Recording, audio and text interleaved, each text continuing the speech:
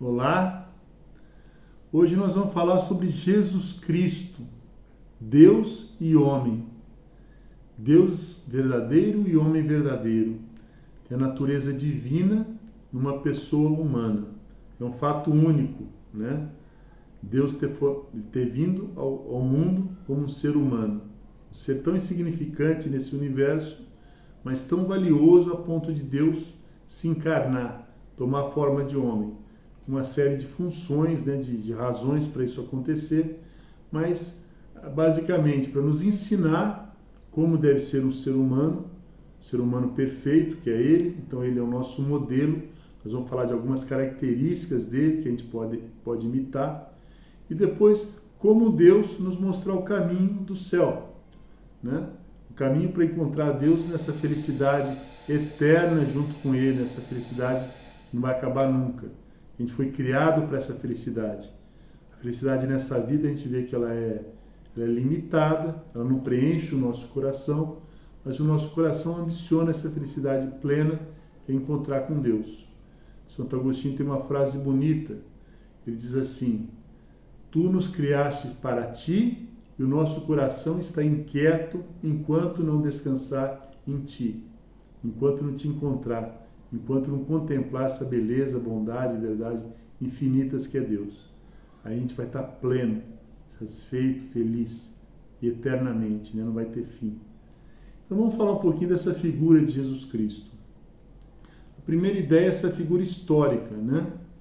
Ele nasceu há 2000 anos atrás, aproximadamente, né? Alguns falam que foi 7 anos antes de Cristo, outros falam que é exatamente no ano 0, mas mais ou menos no ano 7 a.C., é uma previsão mais precisa, e morreu no ano 30, ou seja, ele viveu 37 anos. Alguns falam que é 33, mas isso é um detalhe.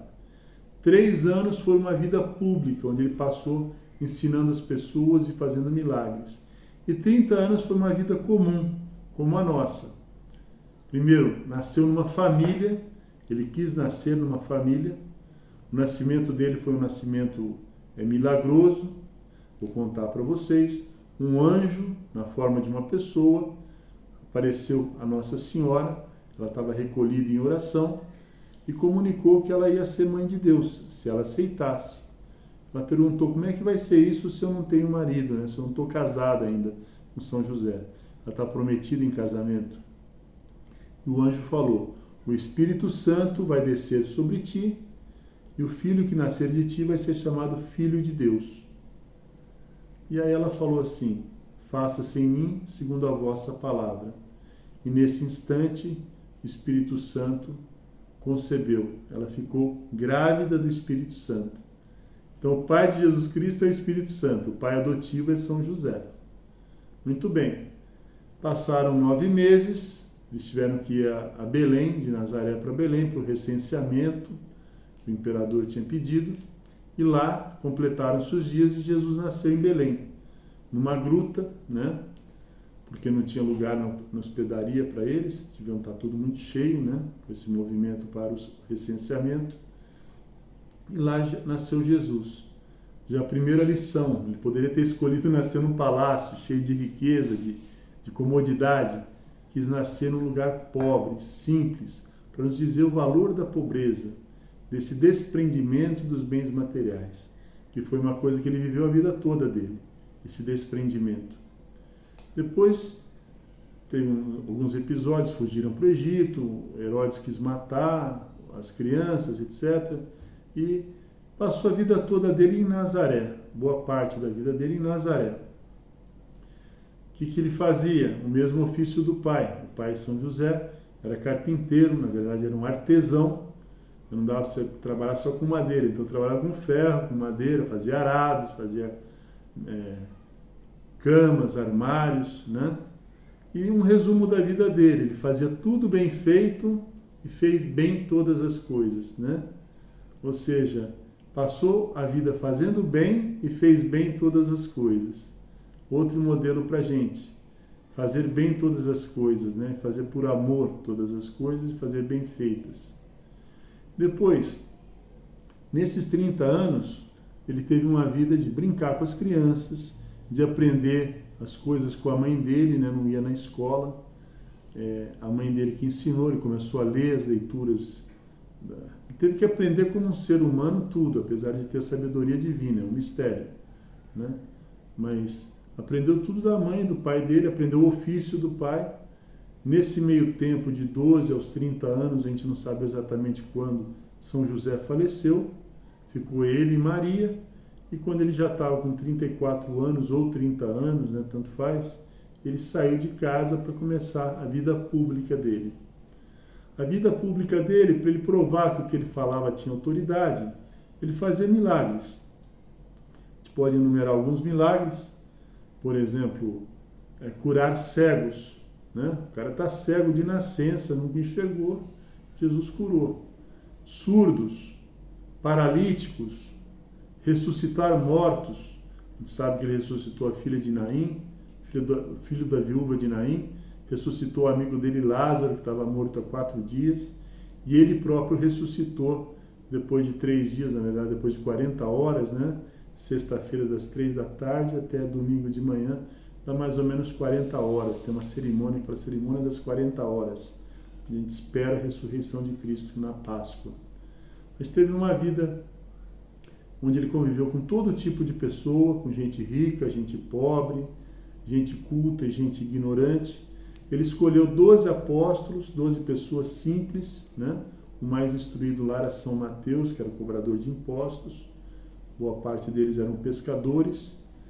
Instruiu eles sobre as coisas, eles presenciaram os milagres, ele fez coisas para aumentar a fé deles, né? Depois todos eles estavam muito medrosos quando ele foi preso e foi morto, né? Quando Judas entregou ele para as autoridades. E ele ressuscitou, apareceu para eles mais 40 dias, depois falou, olha, fiquem em Jerusalém que eu vou enviar para vocês o Espírito Santo. Quando ele enviou o Espírito Santo, eles perderam o medo, saíram pregando, saíram ensinando o Evangelho, com essa orientação, pregai o Evangelho a todas as pessoas, né? Ensinar o que eu ensinei para vocês, para todas as pessoas, batizando-as em nome do Pai, do Filho e do Espírito Santo, da Santíssima Trindade, que a gente falou semana passada.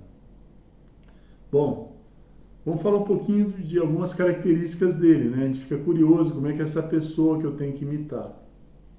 Primeira ideia, a parte física de Jesus, né? Isso aí não tem importância, tem.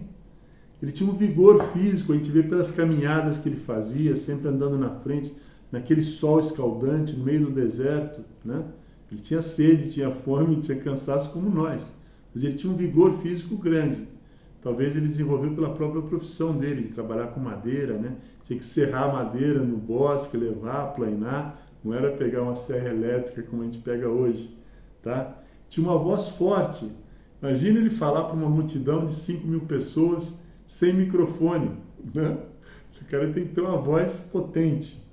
Depois um olhar penetrante, né? Uma coisa, Deus olhou, né? E amou e falou, né? Quer dizer, aquele olhar que atraía as pessoas, atraía as crianças, né? Um olhar transmite muita coisa. Então, da característica física, vamos ficar com essas 3 ideias. O vigor, uma voz forte, uma voz e um olhar penetrante, um olhar interessado, um olhar observador. As parábolas que ele contava, né, para contar o que era o reino de Deus, ele fazia algumas histórias, que são essas parábolas, ele usava temas do cotidiano, da vida do campo, da mãe de família, do pai que protege a família. Eram coisas do dia a dia, porque a gente sabe que ele viveu nesse dia a dia, né? Uma vida simples, numa aldeia pequena, deviam ter uns 300 habitantes a aldeia, né? E todo mundo se conhecia, né? Todo mundo até fica surpreso depois que ele está fazendo milagres em Cafarnaum. Mas não é esse o filho do carpinteiro e tal? Onde que ele aprendeu tudo isso? Aprendeu tudo isso com a mãe dele e com Deus, né? Através da oração. O caráter de Jesus, né? O caráter é uma coisa importante. A gente já falou da parte física.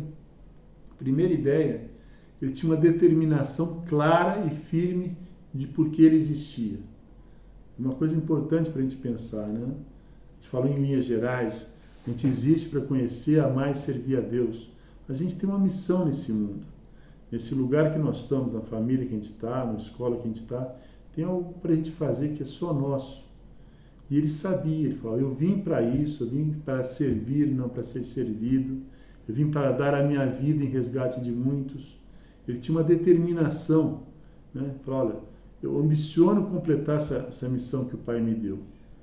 Estou, vamos dizer assim, muito interessado que isso aconteça. E vou fazer de tudo para isso acontecer. Quando ele marcha para Jerusalém, que é uma subida para chegar em Jerusalém, ele vai andando na frente. Ele fala, olha, eu estou indo para ser entregue, vou ser morto, vou ser flagelado, determinado, firme. Então essa é a ideia, determinação clara e firme. Outra ideia é um heroísmo. O herói o que é? Aquele que vai além, né? Não é eu fiz o mínimo necessário aí, né? Estudei para passar, né? O herói quer ir além, quer aprender mais, quer fazer mais, quer servir mais. Essa é a vida de Jesus, um herói. Assim, está sempre disponível para fazer mais, tá? E por última ideia, autoridade, né? Os próprios inimigos dele falam, você fala como quem tem autoridade, ou seja, você não faz acepção de pessoas, o que você fala é confiável, você pratica o que você fala, você não é hipócrita como os fariseus, né, que falavam e não faziam. Então essa ideia de uma autoridade. Autoridade, a gente já comentou, como é que é uma autoridade moral? De conquista, cumprindo promessas, sendo leal aos ausentes, dando um feedback do que a gente faz. A gente conquista uma confiança. Essa confiança que a gente conquista fazendo coisas boas para os outros, fazendo aos outros o que a gente gostaria que fizesse para a gente, é o que dá esse senso de autoridade. Jesus era assim, tinha muita autoridade, né? Outra ideia, os sentimentos. Jesus tinha os sentimentos, ele como homem tinha sentimentos. Quais são os sentimentos que mais chamam a atenção quando a gente olha a figura de Jesus, quando a gente conhece a vida dele? Primeiro, o sentimento de misericórdia. Compadeceu-se deles porque eram como ovelhas sem pastor. Ficou com dó. Misericórdia é você, coração córdio da miséria, quer dizer, da dor das pessoas. A miséria da fome, a miséria da ignorância. A gente ter essa misericórdia com as pessoas. E olha ao seu redor, né? Quantas pessoas precisam de ajuda, às vezes de alimento físico, às vezes de alimento espiritual, às vezes de conhecimento para fazer as coisas, estão sendo arrastadas aí por correntes ideológicas, etc. Depois a compaixão. Compaixão é essa mesma ideia, né? Você tem misericórdia, o que eu posso fazer para melhorar essa situação, né? Então a paixão, compaixão, paixão, que é uma força interior com as pessoas, uma compaixão. E depois uma ira santa, que também chama a nossa atenção, né? Essa ira santa o que é? É uma revolta contra a hipocrisia. Quando ele expulsa os vendilhões do templo, lá faz um chicote, ele perdeu o controle? Não, tinha um controle total. Ele estava fazendo aquilo porque ele sabia que aquilo era errado. Fazer da casa de Deus uma casa de comércio, né? E ninguém ousa enfrentá-lo. Poderiam falar, não, vamos pegar esse cara aqui, vamos linchar ele. Não. Saíram fora, porque viram que ele tinha razão. Então essa ira santa é você ter esse autodomínio para se revoltar contra o que você vê que está errado, né? Importante essa ideia. Depois o realismo, né? Um realismo. Isso também é muito importante a gente tentar viver na nossa vida, né? A gente observar as coisas de fato, né? Não o que falam, o que a mídia coloca, né? Observar de fato as coisas como são, né? E na parte prática da nossa vida falar assim, o que eu posso fazer para melhorar essa situação? Na minha família especificamente, não é tapar o sol com a peneira, como a gente fala, né? Inventar desculpas para não fazer o que se deve. Então ter esse senso de observação, de ver as necessidades e procurar ajudar a melhorar, a apaziguar essas necessidades. Depois, um realismo simples, né?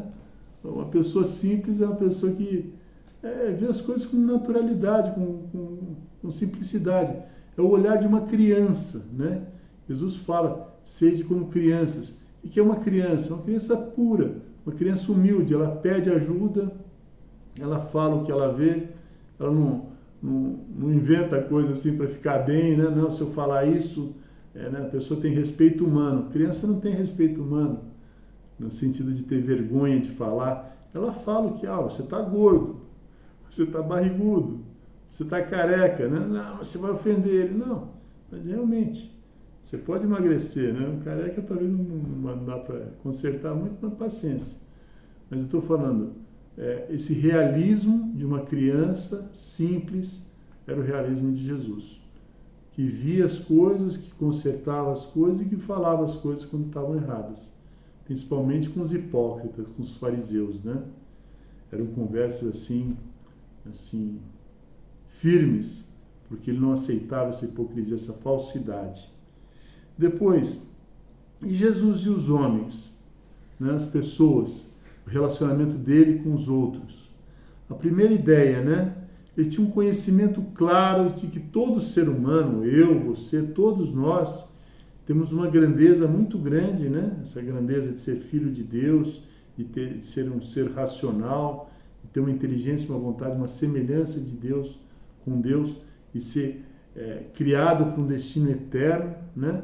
E ao mesmo tempo tinha uma noção bem clara das fraquezas humanas, né? Dessa fraqueza que ele fala tantas vezes, né? Orai para não caíres em tentação. O espírito está pronto, mas a carne é fraca, né? Quando ele está no Horto das Oliveiras, ele vê que todos fogem dele, ele ainda olha com um olhar de misericórdia para Pedro. Pedro sai chorando porque Pedro negou ele 3 vezes. E assim por diante. Então, ele conhece a grandeza que todos nós temos e conhece a fraqueza que também todos nós temos. E ele está para nos socorrer as nossas fraquezas. Tá? As fraquezas que nós temos, ele quer, vamos dizer, dar fortaleza para a gente enfrentar essas fraquezas. E a gente recorrer a ele no sacramento da confissão, para pedir perdão quando a gente ofende a ele. Depois, um amor a todos os homens, né? Como é que se manifesta o amor? A gente pode pensar nos nossos pais. O amor verdadeiro se manifesta através do serviço. Servir os outros é amar. E amar exige sacrifício, né? Ninguém serve. Se não dá trabalho, não é muito amor, né? Assim, é natural. Mas quando a gente suporta os sacrifícios por amor, aí sim é um grande serviço. Né? Esse é o serviço que Jesus fez. Ele sofreu muito por amor e serviu muito por amor. E depois, é isso que eu falei, né? O amor e sacrifício. Depois a ideia da redenção. É uma palavra técnica, é difícil da gente entender, mas redimir significa pagar a conta, né?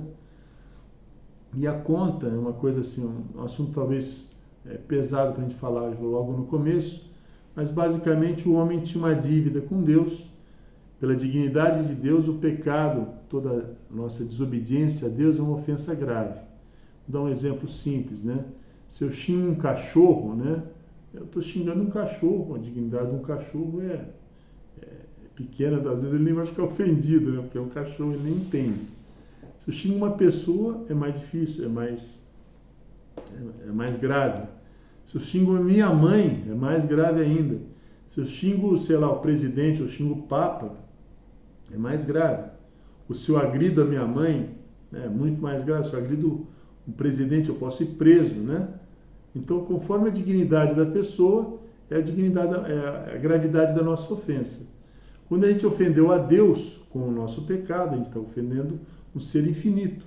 Então, essa ofensa é infinita. E para pagar essa ofensa infinita, só Deus vindo desse mundo. Né? Deus podia falar, eu perdoo tudo e tal, beleza. Mas para a gente ter certeza, ele falou, não, eu vou tomar a forma de homem, eu vou agir como um homem perfeito, para que eles possam ter um modelo de homem. Vou explicar para eles tudo o que eles estão fazendo, tem solução, não está perdido. Eu vou dar essa solução para ele, dos sacramentos que Jesus Cristo instituiu. Então ele criou ele quebrou esse vínculo que tinha, que eu já falei para vocês, o vínculo da morte, do pecado e da distância. Jesus Cristo veio a esse mundo para romper isso tudo. Então, ele está presente, né, o ser humano, a distância, a morte com a ressurreição e o pecado com o perdão e com a redenção que ele realizou na cruz. Ele pagou os nossos pecados, mas a gente tem que juntar a nossa vida para usar esses méritos da morte dele na cruz pelos nossos pecados. Nós vamos falar disso várias vezes mais para frente, mas só para vocês entenderem, tá? Então, quem é Jesus? Jesus é perfeito Deus e perfeito homem, a segunda pessoa da Santíssima Trindade, um modelo de pessoa para a gente imitar, que é Deus perfeito e homem perfeito. Tá bom? Essa é uma visão geral de Jesus, Deus e homem. Até a próxima, gente.